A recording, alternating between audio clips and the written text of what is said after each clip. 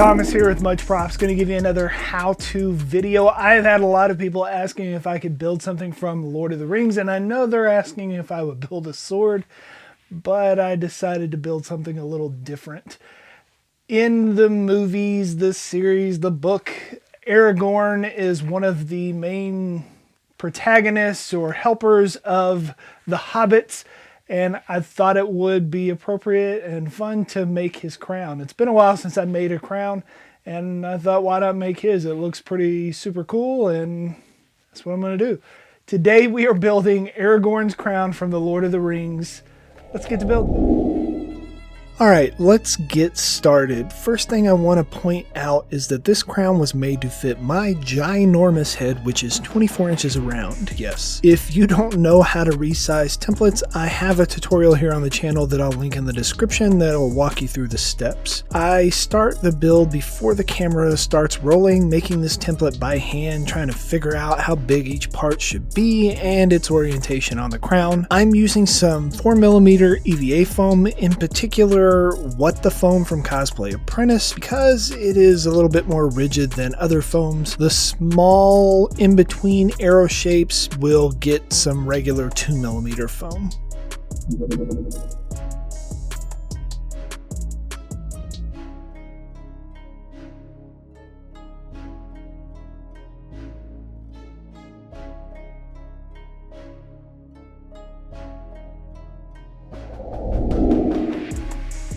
The front, back, and sides have these really cool ridged leaf shape panels that I decided I was going to carve. It takes a while to get comfortable doing this, but I run a sanding drum on my rotary tool at a slight angle across the foam to take away the dimensionality of the shape. Once I am satisfied with the bevels, I switch over to a stone bit and smooth over all of the sanding lines. Make sure to wear a respirator and work in a well-ventilated area while sanding foam. You don't want to breathe this dust or let particles shoot up in your eyes.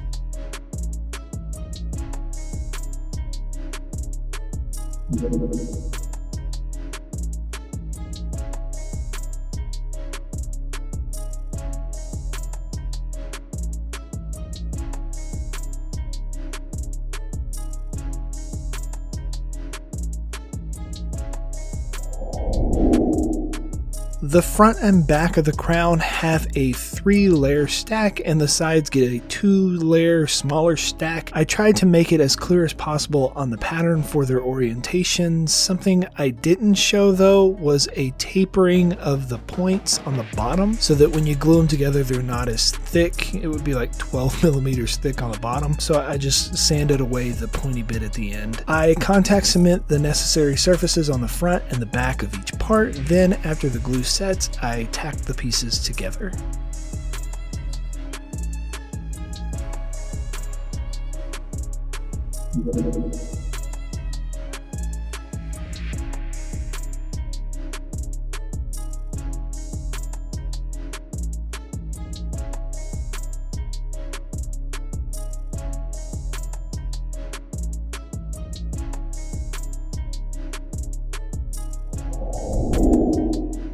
Now that all the smaller pieces are assembled, let's put this crown base together. I use my work surface to help me keep the parts flush with each other as I stick them together. Then it's as simple as tacking on decorative bits in their designated places. The big overlays go on the front and the back, the mid-size stack goes on the sides, and the small arrowhead shaped parts go in between the front and side pieces.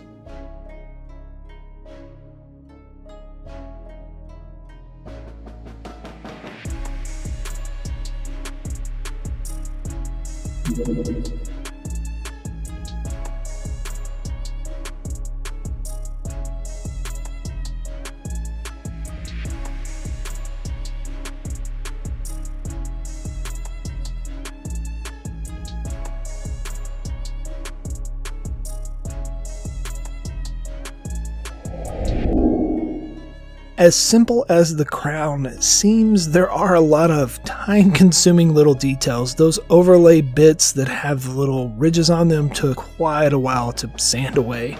The next step is going to have some crazy little tiny details. The first one I am tackling now that the base parts are down is the braided trim that goes on the top and bottom between all the parts. I decided to use some 6mm EVA dowels, and they were a little too big, so I heated them up and pulled them, which made them a little bit thinner. It took some finessing. You could probably do this easier with wire, but I wanted to keep mine made all out of foam. I'm simply just twisting it up and adding little dabs of super glue in between each of the wraps. Once done, I cut the twists to size and glue them in between each detail on the top and bottom edges.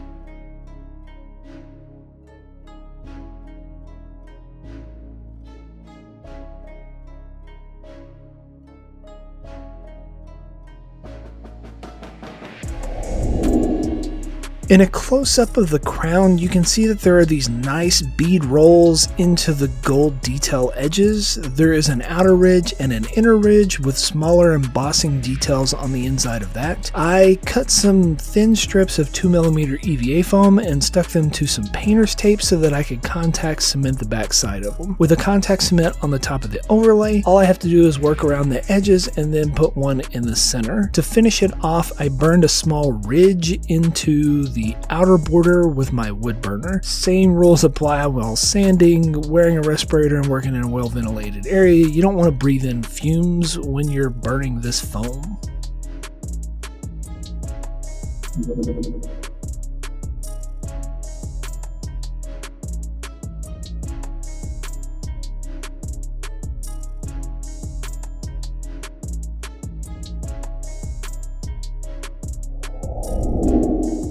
On the actual crown, there is a nice knotwork detail, but I wanted to kind of simplify it a little bit and make it easier to fill this tiny little 1-inch gap that I have left. I rummaged through the silicone molds and stuff that I have and found an Evil Ted one that I thought would look cool. I could modify parts of it to make the tree that goes on the front as well. Instead of waiting on foam clay to dry, I went the quick and cheap method of filling it with hot glue. Fill up the mold, let it sit for a couple of minutes, and then you have cool scroll work to glue on that's flexible to your parts.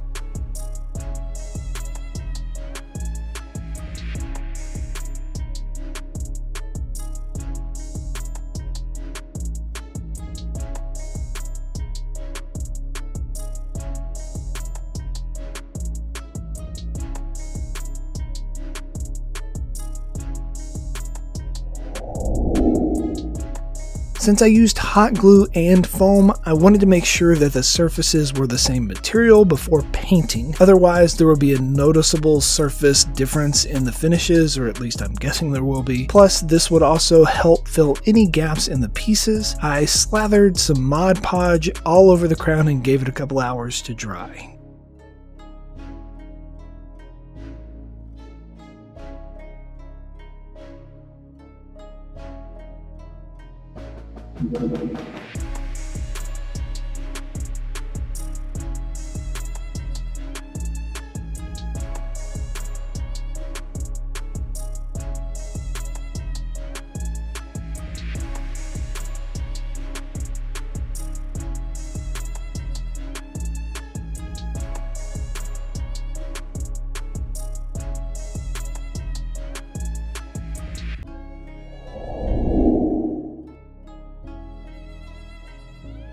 Now time for, you guessed it, 2 coats of Plasti Dip. I recently did a project where I gilded a drinking horn for a Viking Link cosplay that I'm working on, and I used some gold leaf and apparently forgot that it was a mess and left glitter everywhere, but let's go ahead and do it again. I wanted the crown to be more metallic, and this stuff will definitely do the trick. I'm not sure how well this will hold up long term as it is foam and flexes a little bit, but since it would just sit on the top of your head, I didn't think it would be substantial enough to crack the treatment too bad. I made sure that when I was using materials that all the surfaces were black so that if it did start to crack, it wouldn't look too bad. I spread on a layer of gilding adhesive, and by the time I get around to the starting point, it was ready to attach the sheets.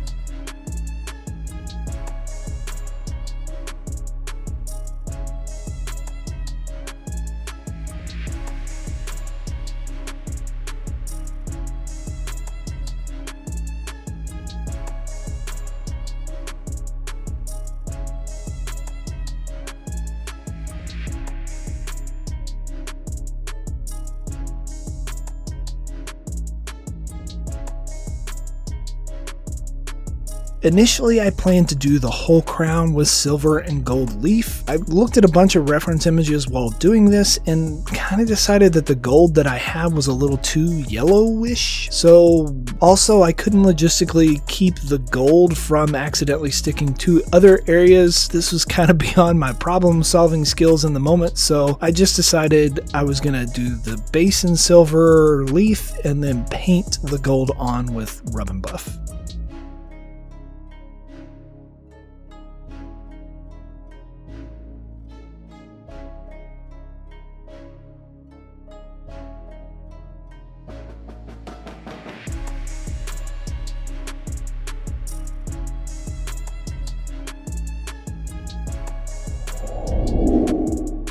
Gotta protect this nice shiny finish with some gilding varnish. It's a water-based lacquer that when dry doesn't take away any sheen or dull out the metal look. I put it all over the silver bits before moving on to gold. Man, this is a pretty reflective surface.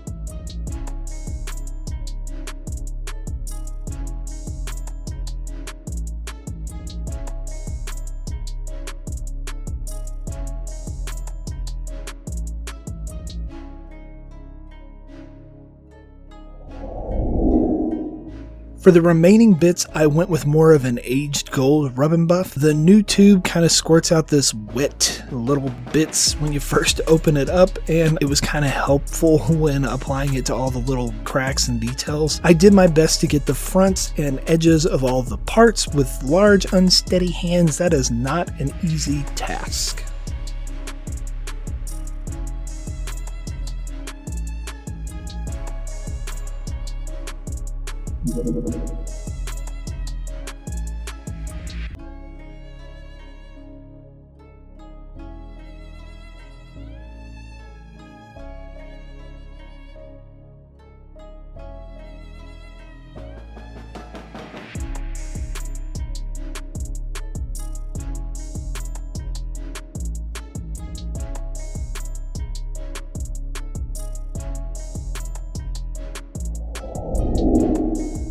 Now that I have both metallics on and sealed, I of course, in much props fashion, decided that it was way too shiny for my liking. I feel like some of the details get lost in the reflectiveness and I needed it to stand out more, so I mixed a little bit of brown and black acrylic paint with a wet brush to add a couple of washes over the top, just enough to get in the crevices to highlight all these tiny details that I painstakingly put in there. With it all said and done, I probably spent more time on the finishing / painting than I actually did with the building.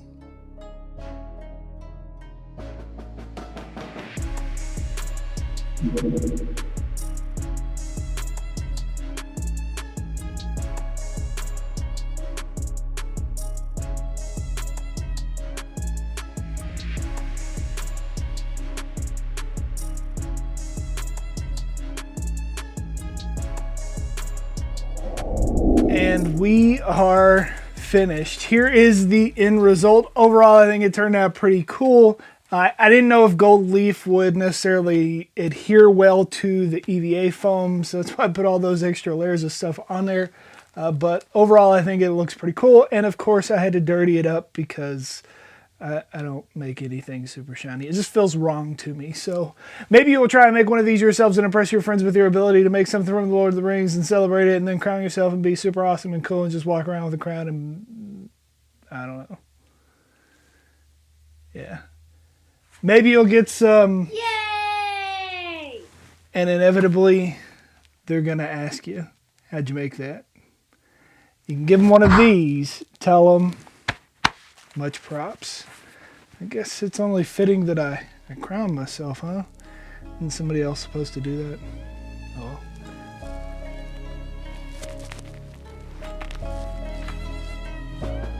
Peace out.